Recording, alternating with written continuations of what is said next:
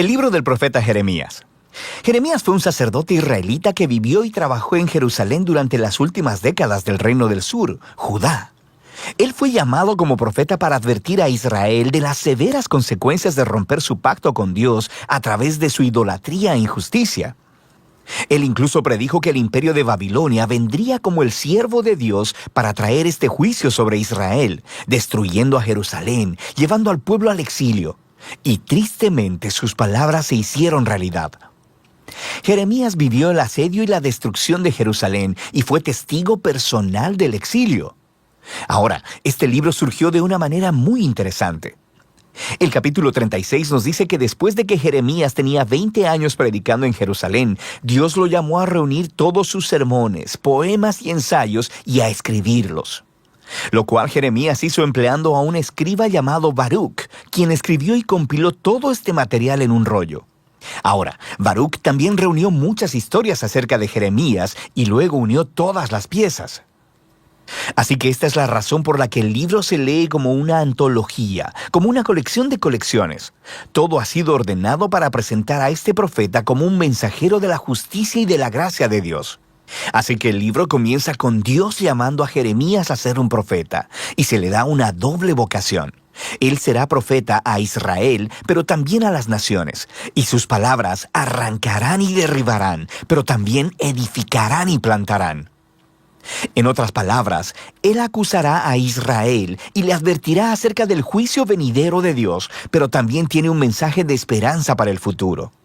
Ahora, esta introducción resume perfectamente la primera gran sección, los capítulos del 1 al 24. Es una colección de los escritos de Jeremías antes del exilio.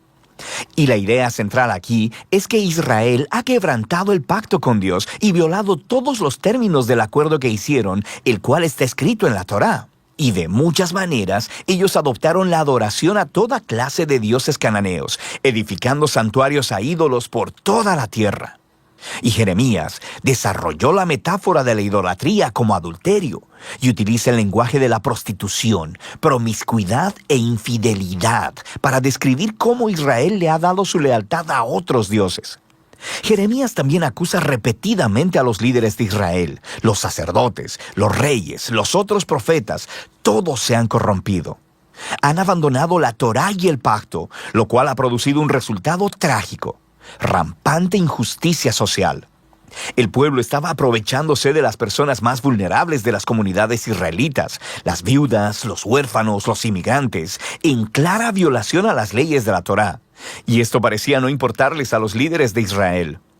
Un lugar clásico en el que todas estas ideas se reúnen es el capítulo 7. Se le llama el Sermón del Templo de Jeremías. Los israelitas llegan al templo a adorar a su Dios como si todo estuviera bien. Pero fuera del templo están adorando a otros dioses. Y algunos incluso adoptaron la horrible práctica cananea del sacrificio de niños. Así que Jeremías hace su muy impopular anuncio que el Dios de Israel viene en juicio.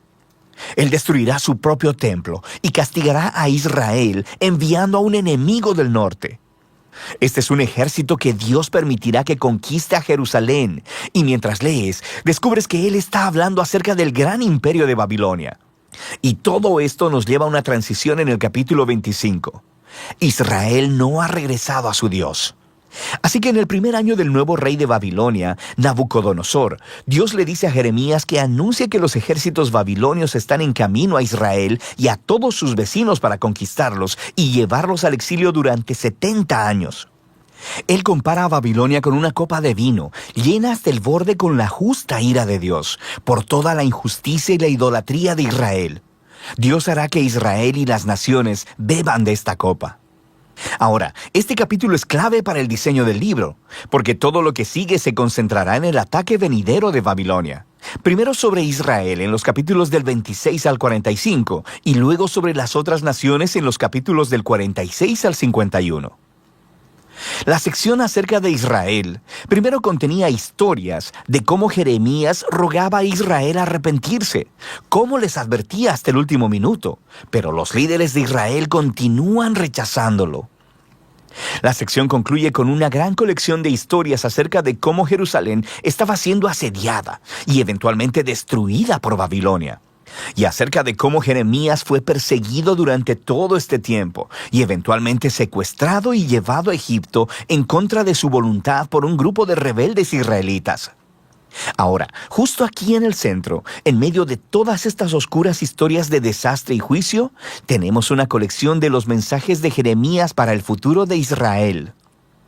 Él retoma la predicción de Moisés, que después de que Israel hubiera quebrantado el pacto y llevado al exilio, lee Deuteronomio 30, Dios no abandonaría a su pueblo. Más bien, Él renovaría su pacto con ellos y transformaría sus corazones. Jeremías desarrolla esta promesa y dice que Dios un día escribiría las leyes de la Torá, no en piedra, sino en los corazones de su pueblo. Él sanará su rebelión para que ellos puedan un día verdaderamente amarlo y seguirlo completamente. Así que un día Israel regresará de vuelta a la tierra y el Mesías del linaje de David vendrá. Y en ese momento todas las naciones reconocerán al Dios de Israel como el Dios verdadero. Así que estos capítulos están mostrando que a pesar de la apostasía de Israel, Dios no permitirá que el pecado de Israel tenga la última palabra. Más bien, su propia fidelidad traerá el cumplimiento de sus promesas a pesar de todo. Después de esto encontramos una gran colección de poemas acerca de cómo Dios usará a Babilonia para juzgar a las naciones alrededor de Israel. Egipto, Filistea, Moab, Edom, Amón, Damasco, Hazor. Pero luego, sorprendentemente, los poemas más largos se reservan para el final y son acerca del juicio venidero de Dios sobre Babilonia misma. Así que aunque Dios utilizó a esta nación para ejecutar su justicia, Dios no aprueba su violencia e idolatría. Así que Babilonia también estará bajo el estándar de la justicia de Dios. De manera que Jeremías denuncia también el orgullo y la injusticia de esta nación. Ahora, en estos poemas Babilonia es enorme y nos recuerda la imagen de Babilonia atrás en el capítulo 11 de Génesis. Babilonia se ha convertido en la nación rebelde arquetípica. En su glorificación de la prosperidad y la guerra, Dios entregará a esta nación a su propia destrucción. El libro concluye con una historia tomada del final del libro de Segunda de Reyes. Nos cuenta el último ataque de Babilonia sobre Jerusalén, sobre cómo destruyeron los muros de la ciudad, quemaron el templo y llevaron al pueblo al exilio. La historia muestra cómo se cumplieron las advertencias de juicio de Jeremías de los capítulos del 1 al 24.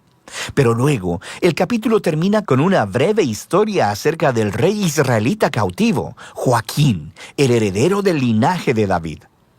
Y el rey de Babilonia lo libera de la prisión y le muestra su favor y le invita a comer en la mesa real por el resto de su vida. Y así es como termina el libro. Así que es un pequeño destello de esperanza y nos recuerda las promesas de esperanza de Jeremías en los capítulos 30 al 33. Dios no ha abandonado a su pueblo o la promesa de un rey venidero procedente del linaje de David. Así que, aunque este libro contiene una gran cantidad de advertencia y juicio, las últimas palabras concluyen con una nota de esperanza para el futuro. Y de eso trata el libro de Jeremías.